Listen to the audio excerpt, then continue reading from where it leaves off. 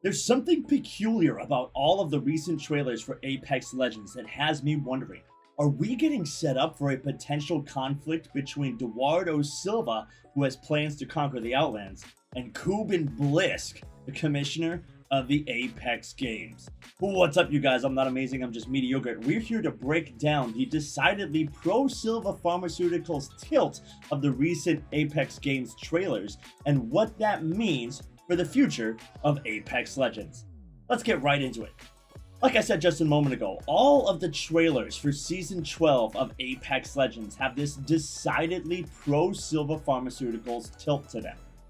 We saw back in the Judgment trailer that Silva himself was able to overrule the entire Syndicate court system by staying the execution of Mad Maggie and having her sent to fight in the Apex games instead.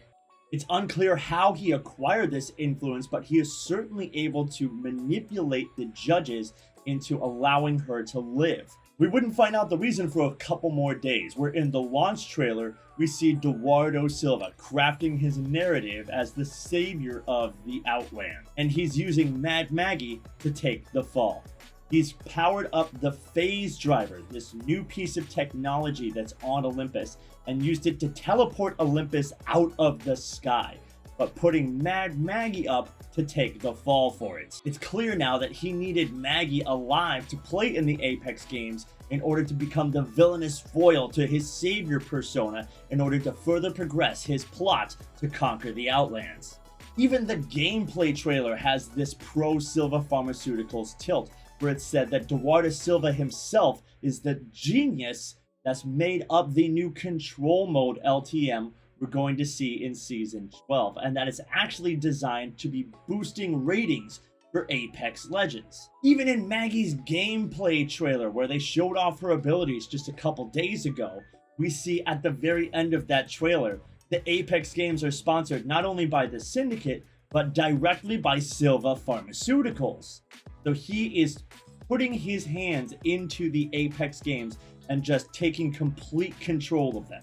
And of course, this leads me to question, what does Kuben Blisk think about all of this? He hasn't been seen or heard from since he saved Rampart back in the Season 6 launch trailer. And while we did see him in Valkyrie's story from the Outlands trailer, that was actually set in the past because Valkyrie had not even given her North Star Titan to Rampart to make her jetpack with yet. So how does the commissioner of the Apex games feel about being usurped by this power-hungry corporate mogul? After all, he started these games after returning to the Outlands and seeing his home destroyed by civil war, and he wanted to both unite the peoples of the Outlands as well as give a place for all the warriors that no longer had a place in the universe. When is Kuben Blisk going to step back into the spotlight and assert his control over the Apex games that he started? Now, you might think that Kuben Blisk doesn't care at all about the game since he's been kind of out of sight for the last 3 years in Apex Legends time.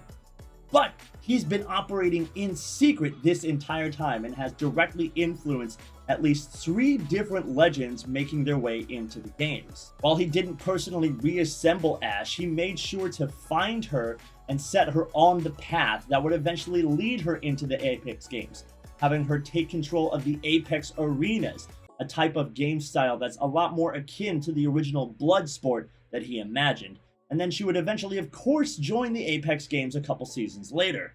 He also warned her that an old friend was coming back, way back in Season 6, and so he had some foreknowledge of Horizon escaping from the black hole and being able to return to the Outlands sometime recently. He, of course, hired Valkyrie to recover some salvage from Typhon, which is where she got her father's North Star in the first place, but he might have also been hiring her to recover some piece of salvage or technology that we haven't had yet described to us. Either way, Valkyrie was able to build her kit based on the mission that Kuben Blisk gave to her. He also started keeping an eye on Rampart thanks to Valkyrie's personal recommendation. And then, of course, he saved Rampart's life, as well as directly giving her the Apex card that she would use to enter the games. So while we haven't seen much of Kuben Blisk since he saved Rampart's life, I can be sure that he's not sitting around twiddling his thumbs. Whatever Kuben Blisk is doing, he's been doing it in secret, operating off the grid for the last 3 years, outside the watchful eyes of Hammond Robotics and the Mercenary Syndicate. And he's got every reason to fight for the Apex games that he founded. I personally believe that sometime in the next few seasons, we're going to see Kuben Blisk make his presence known again. Whether he's sponsoring a new legend, or joining the games himself as the most decorated gladiator to ever fight in the Thunderdome. But I guess we're going to have to wait a little bit longer to find out some more information. If you want some more info on what Duardo Silva has been planning leading up into Season 12 and the 5 seasons worth of secret terrorist actions he's been doing to set himself up to become the savior of the Outlands, make sure you click the video you see on your screen right now. In the meantime, I'm not amazing, I'm just mediocre, and I'm out.